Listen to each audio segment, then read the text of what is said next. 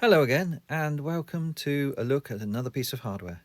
This time we're looking at the AyaNeo, the original AyaNeo device that was launched in 2021. This is a Steam Deck rival, which has Windows rather than SteamOS, which means it can be a bit more tricky to use, but also has the extra flexibility of Windows. There are two forms of this one, and that's the original AyaNeo and the AyaNeo Pro. The difference being that the AyaNeo Pro has a faster processor. As you can see, it has its own front end, so when you first load up Windows you see this front end rather than Windows, unless you want to turn it off.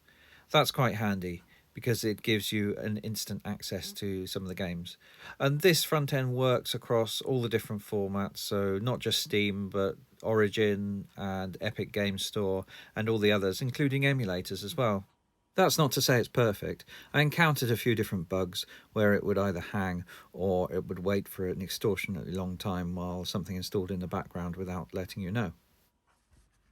The build quality is really good. It's a plasticky feel to it, but it makes it lighter at the same time. Does feel comfortable in the hands even after a long period of use. The top has an air outtake, taking all the heat away from your hands when in use, and two USB-C, one for data, one for charging, plus headphones, volume up and down, and a power button. The bottom has another USB-C, which you can also use for charging, and fits into the dock, which is not included. It also has two speakers.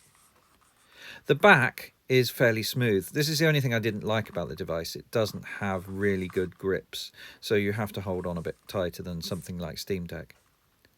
The button layout's nice and the buttons feel responsive. Even after an hour of use it still felt comfortable in the hand. The sticks are responsive, but they're not the best I've ever tried. They also can be used as a mouse pointer, which is handy.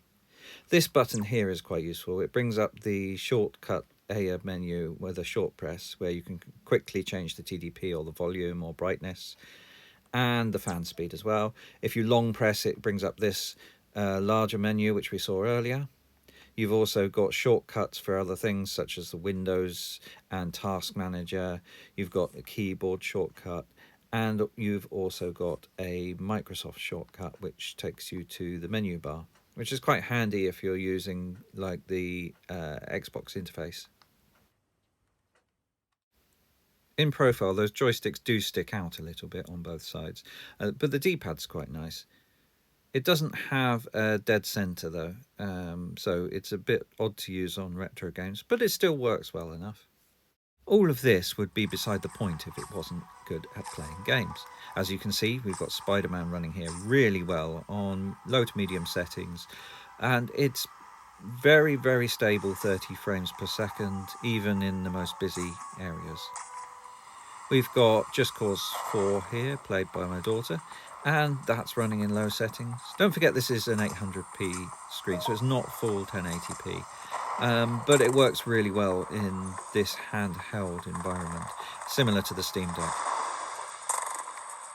Battery life's really impressive. With a 4100 milliamp battery, you can get a good few hours of gameplay on these kind of settings for these type of PC games that push the system. That's pretty good compared to the Steam Deck, which is obviously its main competitor. Having Windows in the background rather than SteamOS does have its advantages. I've got Forza Horizon 5 here, and it's not running from Steam, it's actually running from the Xbox Windows Store, which means that I didn't have to pay any extra for it on top of the Forza 5 on Game Pass.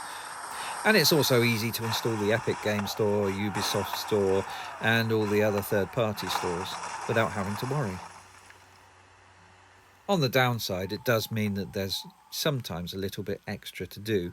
It's not an ideal console for beginners because you're stuck with Windows there, but if you've used a PC and you've got that up and running for games, then it's not that much different. I would certainly recommend attaching a keyboard and mouse for this, either via USB or wireless, as it's really easy to set up once you've got a keyboard and mouse attached, as opposed to trying to use the small 7-inch screen with the touchpad to do anything on Windows. That said, it also has the advantage of if you've got the dock or if you use any kind of USB dock that allows you to use HDMI out, you can plug this into a monitor and use it as a PC. The AMD CPU is great for tasks that you'd use a PC for every day. So, as well as gaming, this could be used as your everyday PC if you're happy to put it in a dock and then dock it with a keyboard and mouse and a monitor. That's quite a handy thing to be able to do. And also you can play games on the big screen. Now you're limited by either the resolution or by how much you can actually play at a higher resolution, but you could play some games at 1080p, especially indie games, which gives you another reason to buy this games console. Pricing is an odd one because since this has come out, it's been superseded by new consoles, which means the pricing has come down a bit. You can find this on eBay or on some other stores for around £500-600. That's about $600. And I think at that price, it's definitely worth a buy. So the AyaNeo 2021 and Pro both get my seal of approval. The smaller size than the Steam Deck makes it more portable and easier to just shove in a bag or a pocket if you've got large pockets. I think this is definitely worth a buy at that price. Let me know in the comments if you've got one or what you think about this AyaNeo console.